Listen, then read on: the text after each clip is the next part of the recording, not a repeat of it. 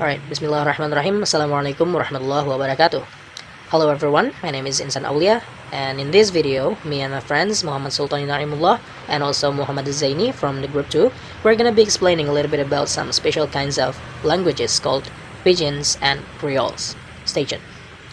Alright, as we know that in our world, there are so many languages, and according to the UNESCO in 2020, there are more than 6,000 languages approximately that is used around the world. And among the many languages of the world, there are few often assigned to a somewhat marginal position. And those are the various lingua franca, Pigeons and Creoles. To the best of our knowledge, all have existed since long time ago, but in comparison with what we know about many fully fledged languages, we know comparatively little about them. There is a paucity of historical records. The history of serious study of such languages goes back only a few decades, and because of the circumstances of their use, they have often been regarded as being of little intrinsic value or interest. Until recently, Pigeons and Creoles have generally been viewed as an uninteresting linguistic phenomena, being notable mainly for linguistic features. They have been said to the lack of articles, the copula, the grammatical inflections rather than those the general languages. And when someone or groups of people use or speak Pidgin, they have often been treated with such a bad attitude. And back through the time, it is said that before the 1930s, Pidgin and Creoles, were largely ignored by linguists, and they are regarded as marginal languages. Some linguists were even advised to keep away from studying these languages, and they would jeopardize their career, they said. Pigeons and Creoles are marginal in the circumstances of their origin and in the attitude towards them on the part of those who speak one of the languages from which they derive. They are also marginal in terms of knowledge about them. Okay, even though these languages are the central importance of our language understanding, and also it is the central too in the lives of some millions of people because of their origins. However, their association with poorer and darker members of a society and through a prevention of misleading stereotypes, these languages have been considered not creative adaptations, but degenerations. Not system in their own rights, but deviations from other systems. Their origin have been explained not by historical and social forces, but by inherent ignorance, indolence, and inferiority. But fortunately, in the recent years, such attitudes have changed, and as serious attention has been given to the Pigeons and Creoles, linguists have discovered many interesting characteristics, and this characteristic will be explained in detail after this. Anyway, Pigeons and Creoles are invaluable to those who use them. Not only they are essential to the everyday living, but they are also frequently important makers of identity. The study of Pigeons and Creoles has become an important part of linguistic, and especially sociolinguistic study, with its own literature and of course its own controversies. With Pigeons and Creoles, we can see the process of language origin and the change going on around us. We can also witness how people are attracted to the language, how they exploit what linguistic resource they have, and how they forge new identity. We don't have to wait a millennium to see how a language changes. A few generations suffice. To some extent, too, the speakers of such a language have benefited as more and more of them have come to recognize that what they speak is not just a bad variety of this language of that, but a language or a variety of language with its own legitimacy. For example, its own history, structure, array of functions, and the possibility of winning eventual recognition as a proper language. Alright, so let's move on to what exactly Pigeons and Creoles are. Alright. As you can see on the bill one, a Pidgin is a language with no native speakers. It is no one's first language, but it is a contact language. Alright, so Holm defines a Pigeons as a reduced language that results from extended contact between groups of people with no language in common. It evolves when they need some means of verbal communication, perhaps for trade, but no group learns the native language of any other group for social reason that may include lack of trust or of close contact. Alright, so I will make it simple, but let's move on to the Creoles first. Let's see. Creoles. It is said that Creoles arise when Pigeons become mother tongue. Like I said before in the previous slide, Pigeons doesn't have native language, native speakers, right? And when Pigeon used by the native speakers as their mother tongue, and it becomes Creoles. Alright, so let's see the second statement here. A Creole is a Pigeon which has expanded in structure and vocabulary to express the range of meanings and serve the range of functions required of a first language. Alright, I will make it simple. Okay, so let's imagine that only 4 people survive for an airplane accident. So just imagine there is an airplane accident and there are 4 people survivor. Okay, 4 survivors. And all of them speak in different languages. Alright, so I will show you the pictures. Okay. All these 4 people, they speak in different languages, but they need to communicate to each other. Therefore, they simplify their language and create a new code. For that reason, this new code doesn't have native speakers. So it is called Pigeon. So Pigeon firstly starts in a multilingual situation, and at least we need 3 different languages to create a Pigeon. And the language that provide more vocabulary to the Pigeon is the stronger language. For example, like I said before, in the case of airplane crash, there are 4 survivors, right?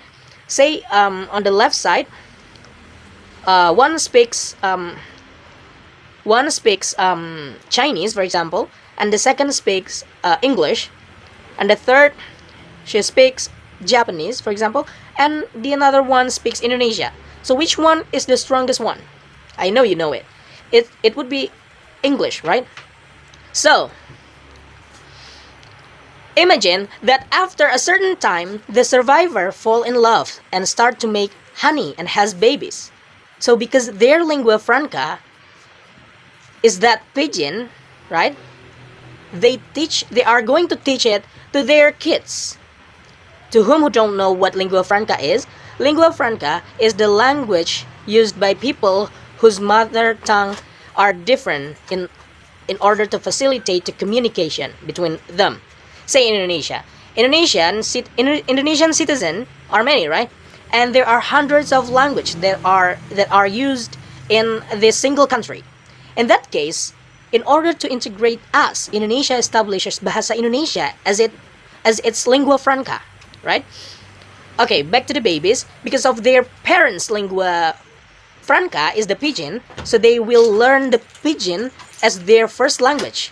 The baby will learn the Pigeon as their first language. So that is when the Pigeon becomes Creole. That will be explained in detail by my friend. Okay. Alright, so time is over. The explanation will be continued by my friend, Tony. Okay, I would like to continue Insan's explanation about Pigeons and Creoles. So I'm going to talk about distribution and characteristics of Pigeon and Creoles. Pigeon and Creoles are distributed mainly, even if not exclusively, the places with the direct and easy access to the oceans usually use this. They are found in the Caribbean, North, East coast of South America, the coast of Africa, across the Indian and the Pacific Ocean. According to Hancock, there are 127 Pigeons and Creoles language across the world. 35 of those are English-based, 15 are French-based, 14 are Portuguese-based, 7 are Spanish-based, 5 are Dutch-based, there are 3 are Italian-based, 6 are German-based, and the rest are based on another language across the world. For example, there are countries or areas that are almost exclusively Spanish-speaking and have no surviving Pidgins and Creoles as a result of their settlement histories. For example, the Dominican Republic, Cuba, and Puerto Rico. Other parts of the world are no less complicated linguistically. Sierra Leone has both Pignized and Creolized Englishes. The Pidgin in the West African Pidgin English, widely used as a trading language in West Africa to that extent indigenous to the country. Thus, Standard English is spoken in Freetown, but with two Nouns, one deriving from the British Isles and the other locally based. Consequently, it is possible in Freetown to hear even the simplest of propositions expressed in a variety of ways according to whom is speaking and the occasion, like Standard or British English, Standard Sierra Leone English, Creole, and West African Pidgins English. In describing the linguistic characteristics of Pidgin and Creoles, it is difficult to resist the temptation to compare it with the standard language with which it is associated. The sounds of Pidgins or Creoles are likely to be fewer and less complicated in their possible arrangements than those of the corresponding standard language. For example, Tok Pisin makes us of only 5 basic vowels and also has fewer consonants than English. No contrast is possible between words like eat and eat, itu dan makan, or pin and fin. In Pidgins and Creoles, there is likely to be a complete lack of inflection in nouns, pronouns, verbs, and adjectives. Nouns are not marked for number and gender, and verbs lack of tense makers. Transitive verbs, that is, verbs that take objects, may, however, and be distinguished from intransitive verbs, that is, those that do not take objects by being marked. For example, like by a final imbuhan in Tok Pisin, pronouns will not be distinguished for case, so there will be no I, me, he, him alternation. We should not be surprised that there is such a complete reduction of inflection in Pidgins. No one seems to have any interest in maintaining them, and alternative ways are found to express the same concepts of number, time, and comparison. Syntactically, sentences are likely to be uncomplicated in clausal structure. The development of embedded clauses, for example, of relative clauses, is one characteristic of the process of creolization. Pidgins do not have such embedding. The use of particles, that is, usually small isolated words, it is also quite frequent. And the vocabulary of Pidgins or a Creole has a great many similarities to that of the standard language with which it is associated, like English, French, Portuguese, Spanish, etc. A Pidgin or Creole may draw on the vocabulary resources of more than one language. Okay, let's talk about the origins of Pidgins and Creoles. Pidgins and Creoles, based on the same standard language, but found in places far distant from one another, may have a high degree of mutual intelligibility, i.e. the various Pignized and Creolized varieties of French found geographically as far apart as the Caribbean, the Indian Ocean, and the South Pacific. Pidgins arise because the people among whom they are found lack the ability to learn the standard language with which the Pidgins are associated. Pidgins are far less frequently used between Europeans and non-Europeans than among non-Europeans. The theory of polygenesis is that Pidgins and Creoles have a variety of origins Any similarities among them arise from the shared circumstances of their origins. We can contrast such polygenetic views with monogenetic ones. One such view of the similarities among Atlantic Pidgins and Creoles requires us to examine the very beginnings of the Pidginization process. Another variant of such a monogenetic theory is that the similarities among Pidgins and Creoles might be attributable to a common origin in the language of sailors in some kind of nautical jargon. However, the evidence for this theory, for monogenetic theory, is weak, consisting of a few C-based terms in different Pidgins. Moreover, it almost completely ignores the more serious structural similarities among existing Pidgins and Creoles, similarities that seem to require a more profound explanation. And the last is the theory of relaxification is an attempt to offer such an explanation. According to this theory, all the present European language-based Pidgins and Creoles derive from a single source, a lingua franca called Sabir used in the Mediterranean in the Middle Age. The theory of relaxification is not without the problems or something like weak. One is that Pidgins are so stripped down that they lack most of the features that language usually rely on to relate one language to another. Okay, and now we move to Zaini's explanation. Okay, I will continue my friend's explanation from Pidgin to Creole.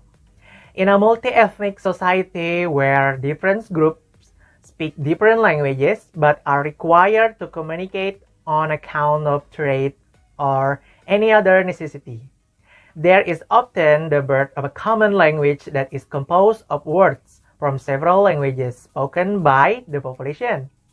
This is called Pidgins, a crude language that has simplified grammar and is task-oriented and not a language in the classic definition of the word.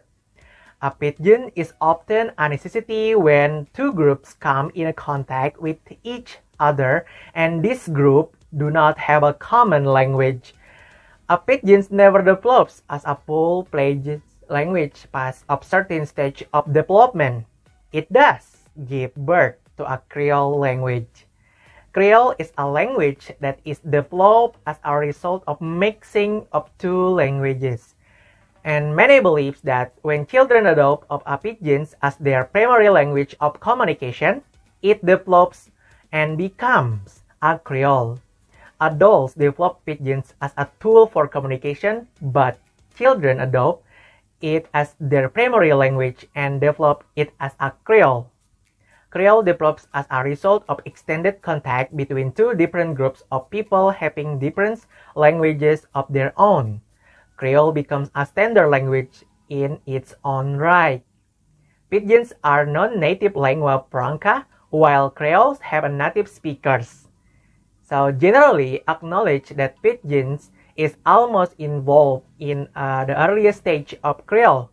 The Pidgins comes about from the need to communication, particularly when those who need to communicate speak a variety of languages, and the speakers of the target language are superior in some sense and perhaps transient too.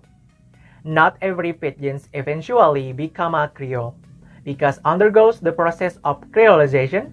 Most Pidgins are lingua franca, existing to meet temporary local needs. They are spoken by people who use another language or other languages to serve most of their needs. Creolization occurs only when a Pidgin for some reason become a variation of the language that children should use in situations where their use of complete language is effectively rejected by them. Thugpiscine is useful in considering how a Pidgin expands and develops into a Creole. In the 1960s, Pidgin was nativized. Children began to learn it as first language, and therefore it became a Creole for them. Tok Pisin has become symbolic of a new culture.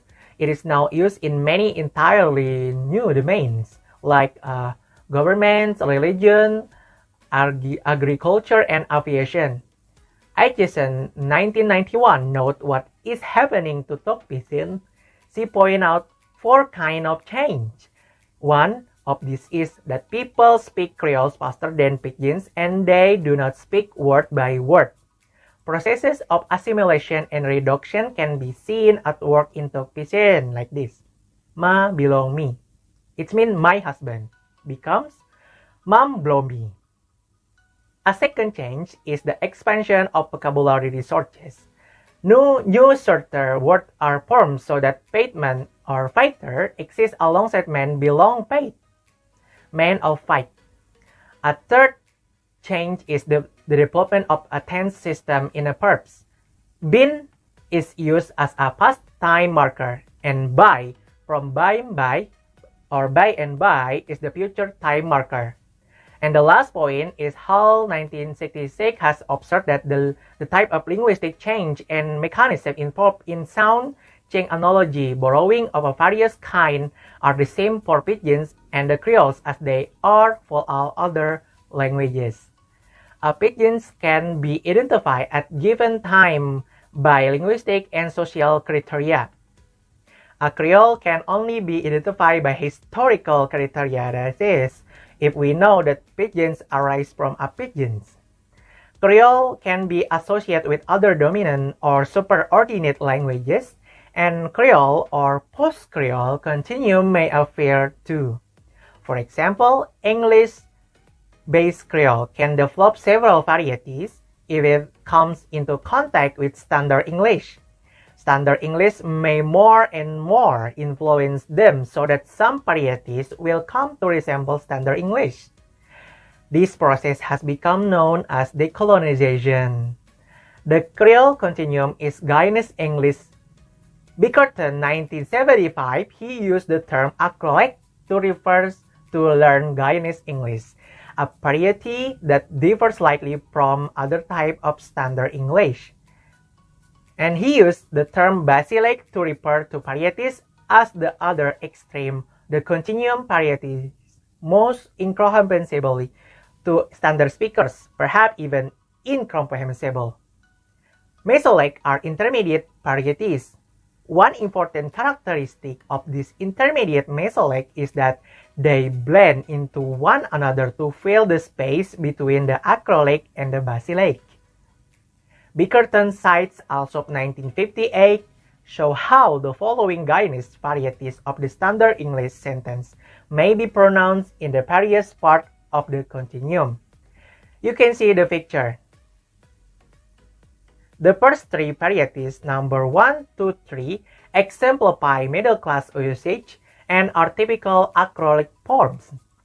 The next 4, number 4 to 7, are mesolaic forms found in the lower middle urban working classes. Item number 8 is found in the rural working class. And the last one, item number 9, is used by all and illiterate rural laborers. These are typical basileik forms. Additional evidence on the Guyanese continuum is provided by the Bell, 1976, who produced the sentence found in the table 3.1. He used information supplied by Cape, 1973, to show how in the Guyanese continuum there are 18 different ways of rendering a sentence as I gave him one. In this continuum, the highest acrolaic sentence is I gave him one. The lowest basileik sentence is me give I'm one. And there are intermediate mesolaic sentences such as number 8, I did give I one. And number 13, me did give I one. A continuum can arise only if the 2 extreme varieties are varieties of the same language, as with Standard X and Creole X, Standard English and Jamaican Creole English. When different languages are involved, there can be no continuum, as between Suriname and English-based Creole and the Dutch in Suriname.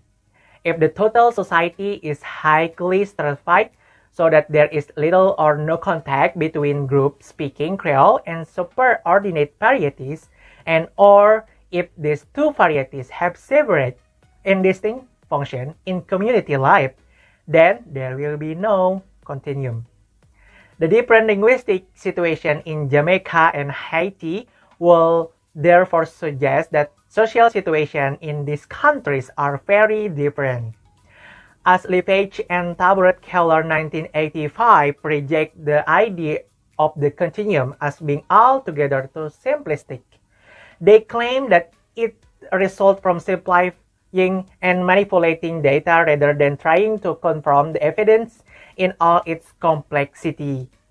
According to theories such as Rickford 1977 and Dillard 1972, the process of decolorization can also be observed in the United States. What was happened in the linguistic history of the black slave population that was brought to work the cotton plantation. The original slave brought with them several West African languages, but many must also have arrived with some knowledge of Portuguese-based or English-based Pigeons, the trading lingua franca of the African coast. AAVA, African American Vernacular English, the modern reflex of the original Creole, is now regarded as either a regional or social variant of the standard languages. A Creole may in some cases become a standard language. A Creel Continuum, for example, in Jamaica and Guyana, is another possibility. The different linguistic situations create different social and educational problems for speakers of the Pigeons and Creoles. In a diglossia situation, such as in Haiti, there are traditional power relationships exemplified in the distribution of the two varieties language, our Haitian Creole and the local variety of French. There are also varieties of the Creole. The Creole Français is a French Creole, or Creole Sois. It's more Creole of the educated urban bilingual upper class, and the Gou Creole is a vulgar Creole, or Creole rough Creole. People who use both ends of the Jamaican continuum are almost as socially separate as Haitians, who only speak Haitian Creole comes from those who are completely bilingual in Creole and French. In Jamaica, most educators persist in treating the dialect problem as if it were a problem of speech correction, attributing it to careless, slovenly pronunciation. There is a strong social prejudice against Creole, the prejudice that stifles even the middle class, many of whom live in this separate linguistic anxiety, loudly asserting the superiority of their own standard English, while nurturing inner doubts about whether their English is standard enough. Some young British African Caribbeans create London in Jamaican English forms that are different from Jamaican English or GGA forms. For example, true for true, GGA true. For this youngster, this type of Creole has covered prestige with its image of solidity, Black Britishness, and distinctiveness from other varieties of English. It is deliberately, occasionally, and non-legitimate different. For example, in the House of Assembly as the official language, alongside English, in a broadcasting in newspaper and basic education. However, the process was not without problems. One of them is the growth of the variety of the language, so that now there are variety of village and cities, a situation that threatens the development of Tok-Pisin as a lingua franca. Conclusion: the Pigeons and Creole vocabulary has a lot in common with the standard language used to associate it. However, this will be much more limited and phonological and morphological. Simplification often leads toward having slightly different forms. Finally, this discussion of Pigeons and Creole will not only be of interest to the public or student, but will also help them to better understand themselves and linguistic world we live in. Thank you. That's all from us. Wassalamualaikum warahmatullahi wabarakatuh.